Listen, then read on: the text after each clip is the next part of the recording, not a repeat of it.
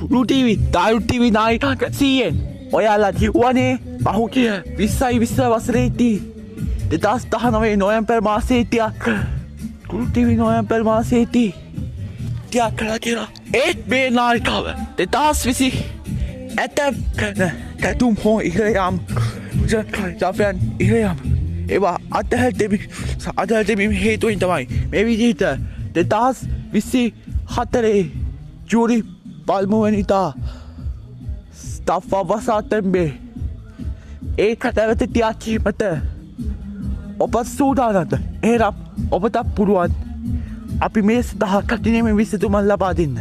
එහෙනම් අපිට ඔයාලට දැන් පුළුවන් කුළු ටීවී නරඹන්න. එහෙනම්